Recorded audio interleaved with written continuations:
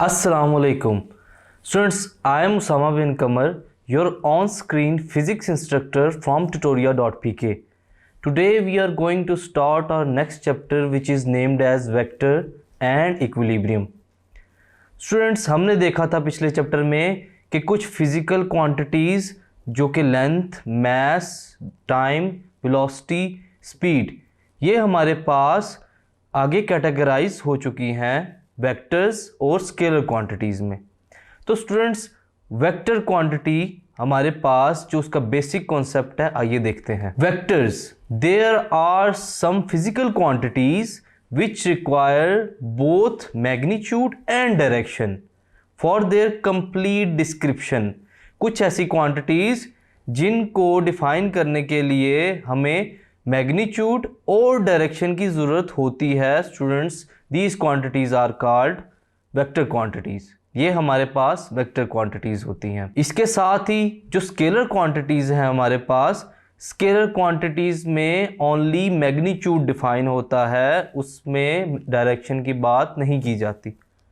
तो स्टूडेंट्स, हम जैसा कि वेक्टर्स की बात कर रहे हैं तो देखते हैं कि वेक्टर्स को रिप्रेजेंट किस तरह किया जाता है। Representation of vectors symbolically and graphically. Symbolically हम लोग कैपिटल लेटर के साथ वेक्टर को डिनोट करते हैं with an arrow head, capital letter के ऊपर एक एरो हेड। उसके अलावा ग्राफिकली जब हम लोग वेक्टर को रिप्रेजेंट करते हैं तो एक एरो की मदद से हम लोग वेक्टर को डिनोट करते हैं। वेक्टर की टेल और हेड एंडिंग और स्टार्टिंग पॉइंट को डिनोट करते हैं।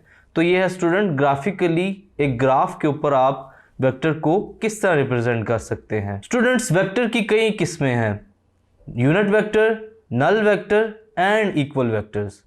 यूनिट वेक्टर किसी भी वेक्टर की डायरेक्शन को शो करता है, आया कि वो एक्स एक्सिस के अलोंग है या वाई एक्सिस के अलोंग।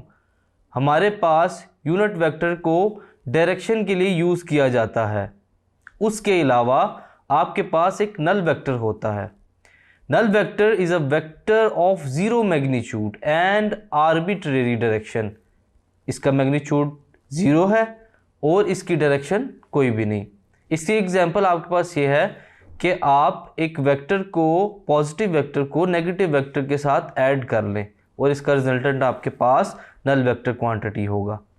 इक्वल वेक्टर दो पैरेलल वेक्टर्स, उनका मैग्नीट्यूड और डायरेक्शन सेम होंगी, तब वो हमारे पास इक्वल वेक्टर्स कहलाते हैं। स्टूडेंट्स, इसके अलावा हमारे पास कार्टेशियन और रेक्टेंगुलर कोऑर्डिनेट सिस्टम होता है। कोऑर्डिनेट सिस्टम एक्स एक्सिस और वाई एक्सिस को एक प्लेन के ऊपर आप ड्रॉ करते हैं। Two reference lines drawn at right angles to each other known as coordinate system. के हमारे पास दो लाइंस को परपेंडिकुलरली 90 डिग्री के एंगल पे ड्रॉ किया जाए तो हमारे पास रेक्टेंगुलर कोऑर्डिनेट सिस्टम होता है।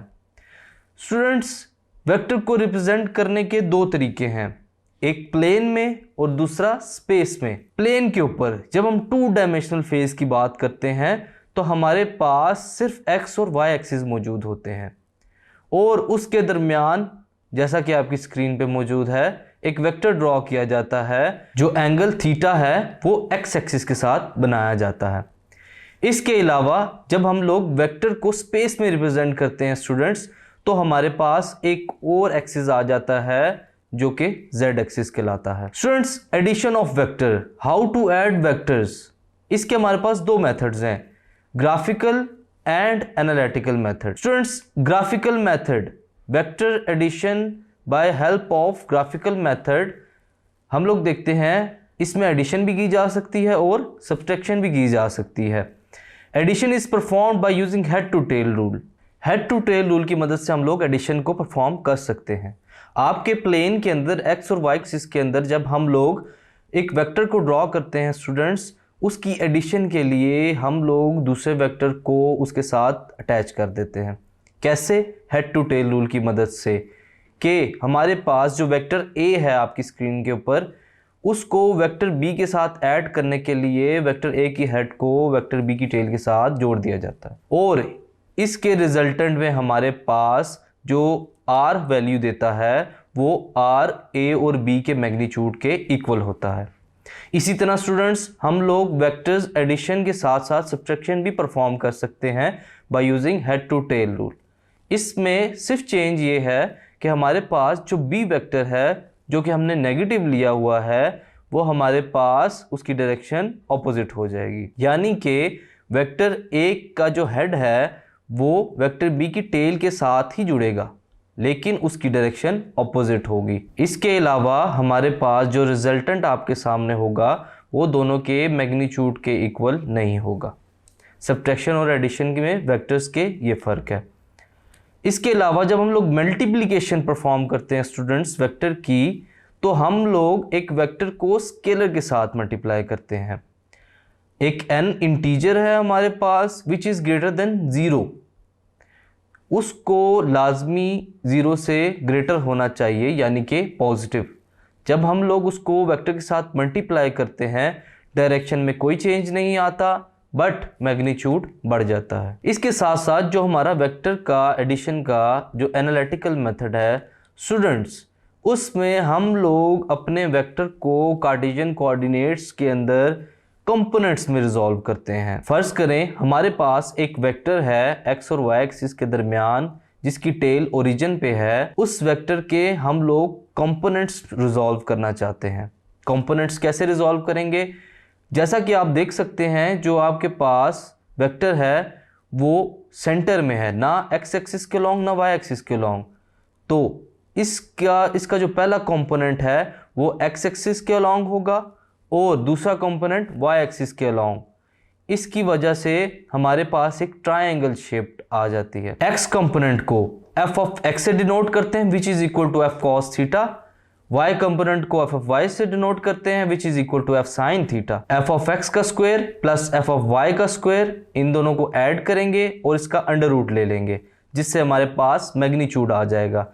इसके अलावा डायरेक्शन को यूज करने के लिए हम लोग थीटा का इस्तेमाल करते हैं which is equal to tan inverse of f of y over f of x। अब हमारे पास vector addition by rectangular component method, जैसा कि हमने रेक्टेंगुलर कंपोनेंट्स को देखा कि रिजॉल्व किस तरह किया जाता है, इसी तरह हम लोग वेक्टर एडिशन भी परफॉर्म कर सकते हैं, यानी कि दो वेक्टर्स को ऐड करने के लिए हम लोग कंपोनेंट्स को रिजॉल्व करते हुए एडिशन परफॉर्म कर सकते हैं।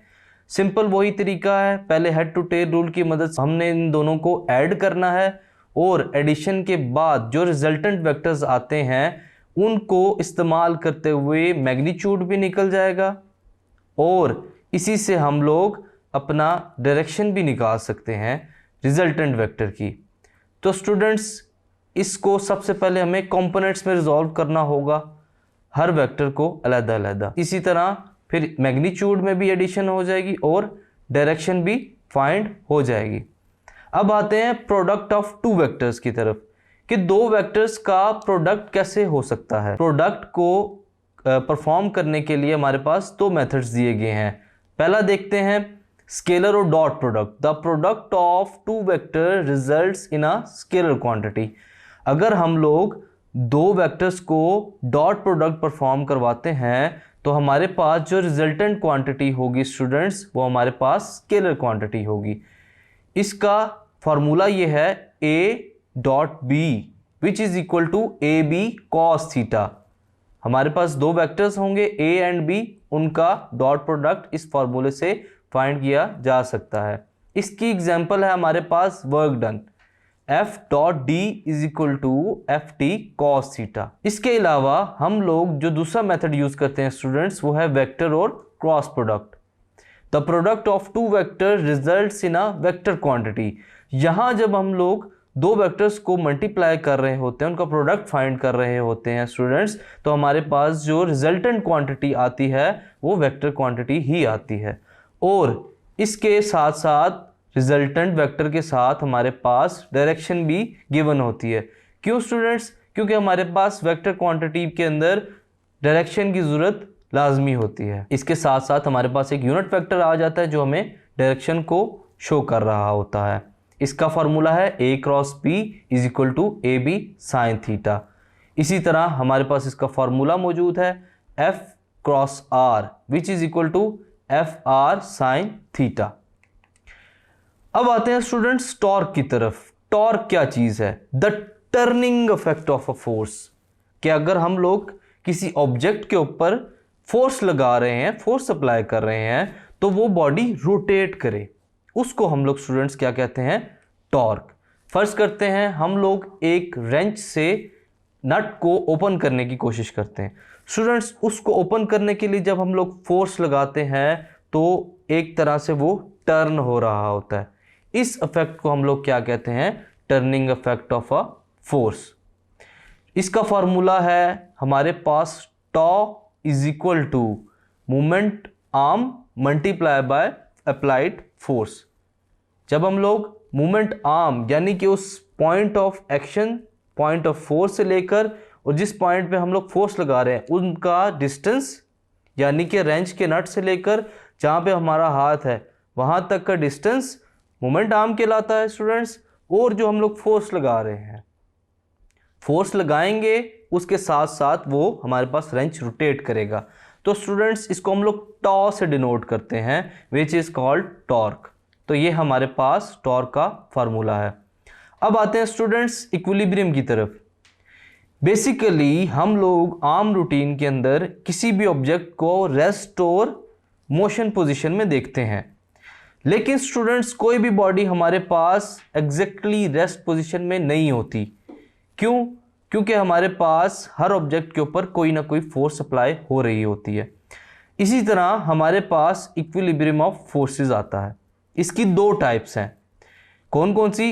If a body moves under the action of a number of forces, या हम लोग देखते हैं कि एक बॉडी यूनिफॉर्म वेलोसिटी से मूव कर रही है, it is said to be in equilibrium. कैसे? फर्ज करें आपके पास एक बुक लाई कर रही है एक टेबल के ऊपर। स्टूडेंट्स उसका जो वेट है वो वर्टिकली डाउनवर्ड है और जो टेबल उसके ऊपर फोर्स लगा रहा है वो ऊपर की तरफ है। ये दोनों फोर्स एक दूसरे के इफेक्ट को कैंसिल करती हैं, जिसकी वजह से बॉडी रेस्ट में आ जाती है। ये है हमारे पास first condition of equilibrium, which is given as the net force, यानी कि तमाम forces, the vector sum of all forces acting on it must be zero. Sigma यानी कि sum of all forces which is equal to zero. और हमारे पास जो दूसरी condition equilibrium की वो है इक्विलिब्रियम ऑफ टॉर्क्स, यानी कि हम टर्निंग इफेक्ट की मदद से दो फोर्सेस लगा रहे हैं किसी बॉडी को टर्न करने के लिए। तो वो हमारे पास जो दोनों फोर्सेस हैं वो एक दूसरे के इफेक्ट को कैंसिल कर दें। A body in equilibrium, the vector sum of all the torques acting on it about any arbitrary axis should be zero. जितने भी टॉर्क्स आप अप्लाई कर रहे हैं एक बॉडी के ऊपर, वो एक दूसरे की जो एक्शन है, जो फोर्सेस हैं, उनको कैंसिल कर दे और हमारे पास बॉडी इक्विलिब्रियम पोजीशन में आ जाए या यूनिफॉर्म वेलोसिटी से मूव करना शुरू कर दे। इसका फॉर्मूला है सिग्मा, यानी कि sum of all torques is equal to zero. तो स्टूडेंट्स ये थी हमारे पास आज वेक्टर्स एंड इक्विलिब्रियम की समरी।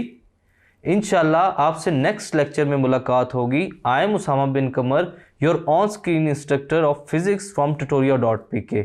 नेक्स्ट लेक्चर में मिलेंगे, तब तक के लिए अल्लाह हाफिज़।